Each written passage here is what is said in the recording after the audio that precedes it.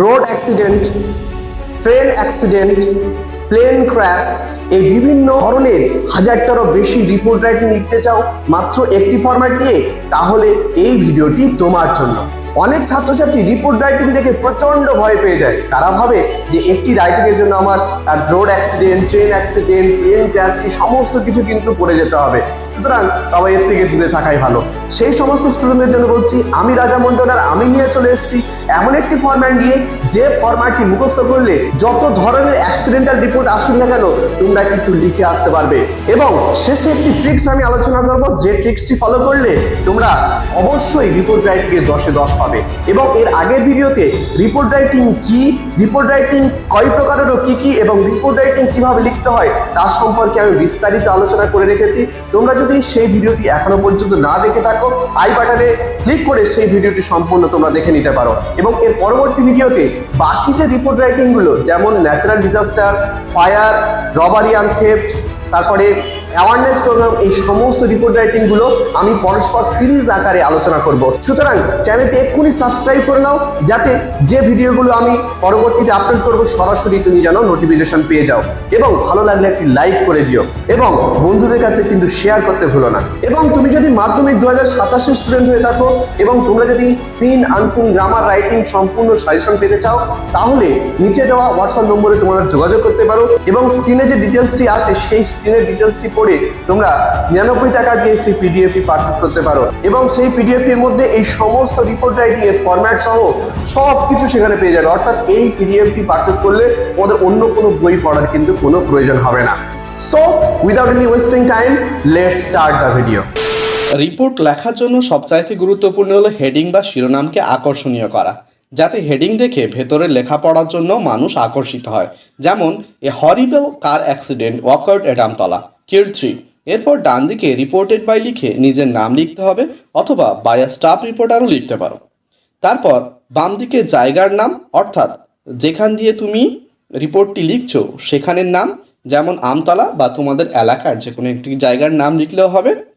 এবং ডেটটা অবশ্যই লিখতে হবে। ডেট লেখার সময় একটা কথা মনে রাখতে হবে যে যেদিন ঘটনাটি ঘটছে তার পরের ডেট অবশ্যই লিখতে হবে।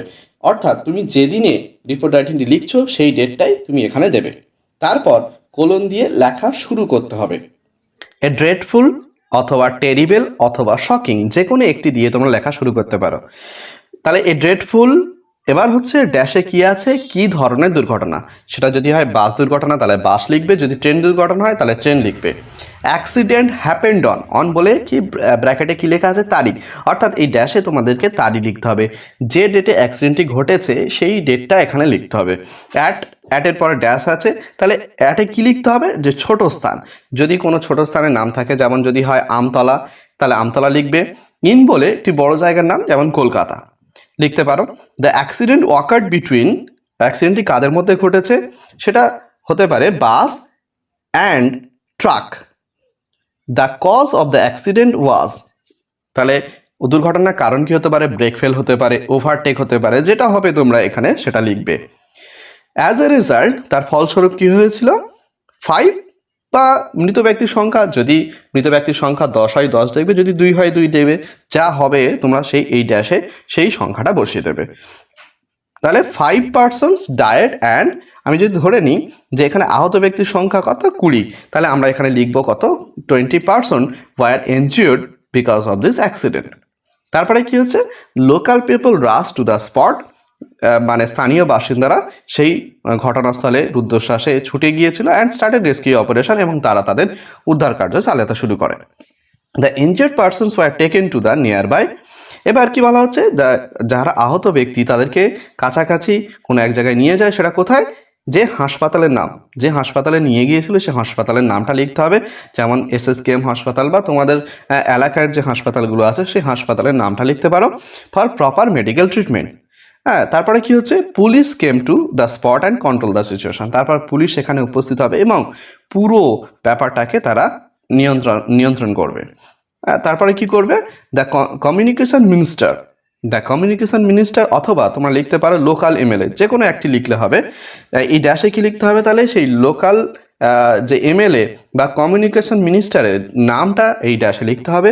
Showed great sympathy to those affected people of the accident. He also announce rash. এবার এখানে তোমরা যে সেই লোকাল এমএলএ হোক বা কমিউনিকেশন মিনিস্টার যে সমস্ত পরিবারের মানুষজন মারা গিয়েছে তাদের জন্য কত টাকা করে আর্থিক ভাতা দিয়েছে সেটা নিয়ে তোমাদের এখানে লিখতে হবে। যে সেটা হতে পারে 50,000 যদি হয় 50,000, যদি 10,000 হয় 10,000, তো 1 লাখ হয় 1 লাখ এখানে লিখতে হবে। এই রিপোর্ট রাইটিংটি যে কোনো রিপোর্ট রাইটিং মানে অ্যাক্সিডেন্টাল রিপোর্ট রাইটিং যদি আসে তোমরা এই রিপোর্ট রাইটিং লিখে দেবে। আজ এই পর্যন্ত, দেখা হবে পরের ভিডিওতে। ভালো লাগলে লাইক, কমেন্ট, সাবস্ক্রাইব করে আমাদের পাশে থেকো। ধন্যবাদ।